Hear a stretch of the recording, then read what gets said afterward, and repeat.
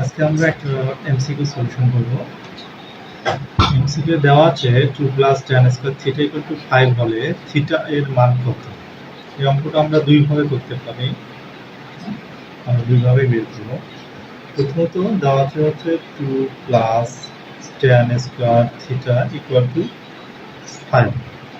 তাহলে এখানে tan square যদি আমরা লিখে দেই, tan স্কয়ার থিটা = 5, 2 এদিকে গেলে -2 সমান tan স্কয়ার থিটা 5 থেকে 2 গেলে হবে 3।